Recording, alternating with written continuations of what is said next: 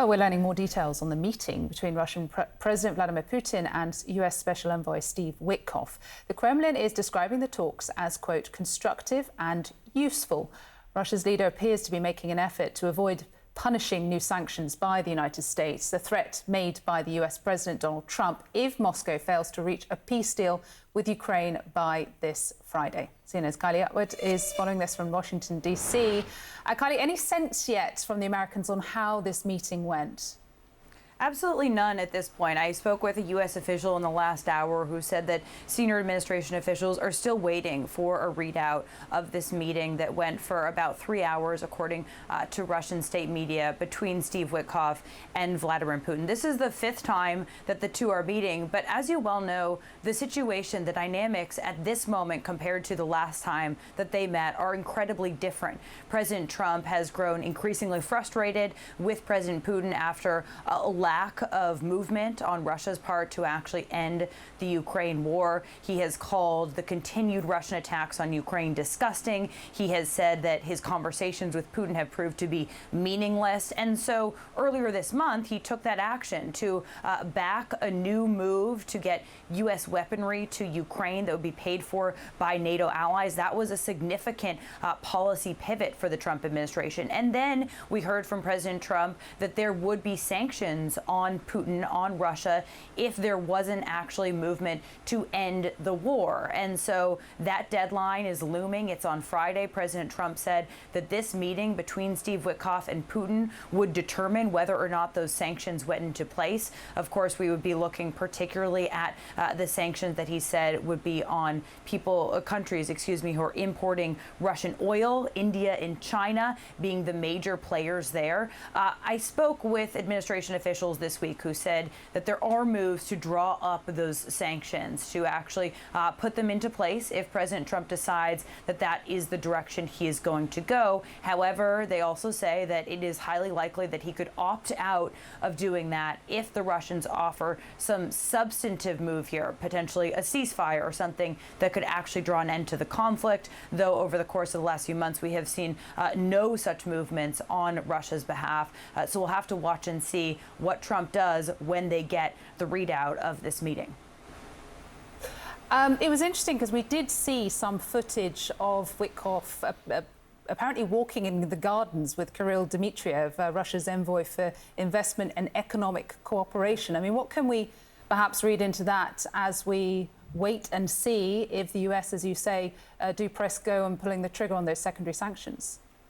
Yeah, well, Kirill Dmitriev is someone that has been effectively the primary interlocutor between Witkoff and President Putin on the Russian side. He has come to Washington, where he has met with Witkoff and the Secretary of State, Marco Rubio, here.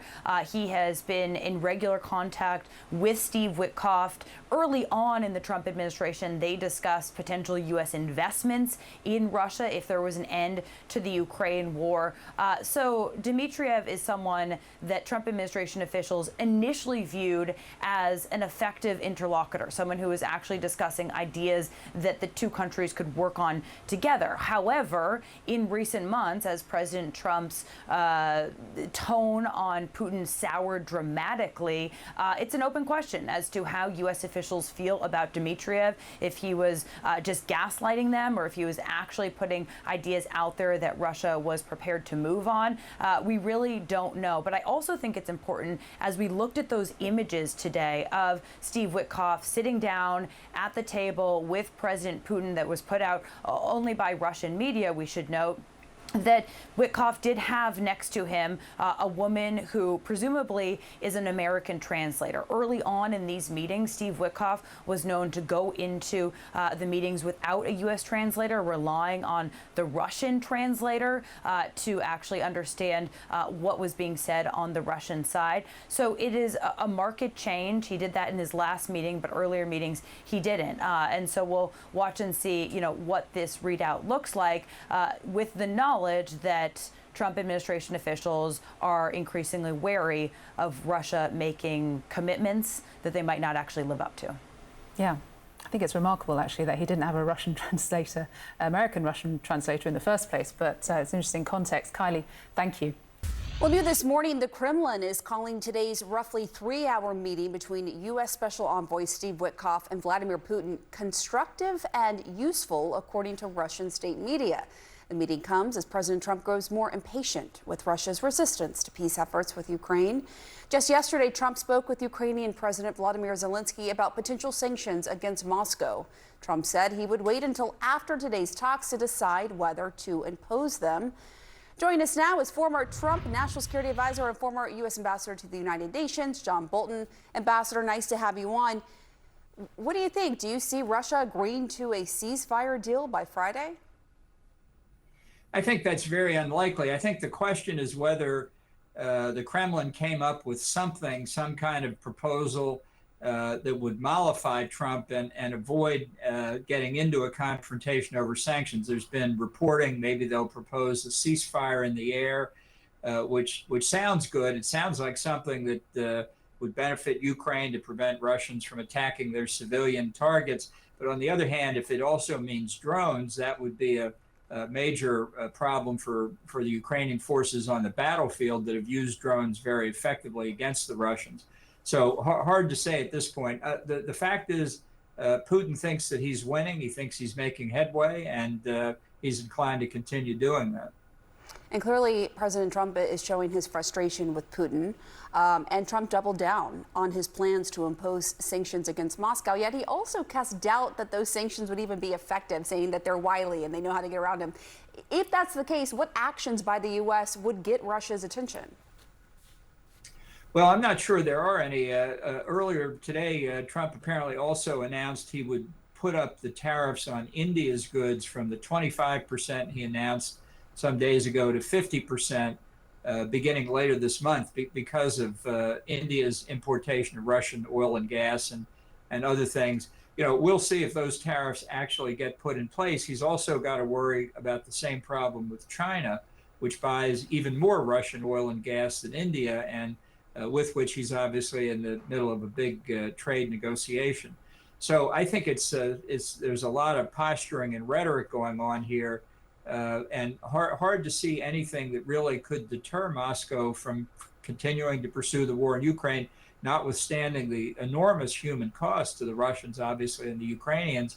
That's their calculus on human life is just different than ours. So at what point do you think Russia would be forced to agree to a ceasefire? What would force their hand? And do you think these peace talks are just a delay tactic for Putin? I think they have that effect. I think you would need to see real military setbacks for the Russians. And that goes to the critical question, which I think remains unresolved from the U.S. perspective. I believe Trump did the right thing by authorizing the deployment of Patriots to defend Ukrainian civilian targets. And what we really need is a statement that we're going to continue our military assistance, weapons, ammunition, and most critically, perhaps, military intelligence to the Ukrainians. If we could make those assurances, I think that would give the Ukrainians some ground to think they could come up with a strategy maybe to push the Russians back. That would change the diplomatic dynamic as well.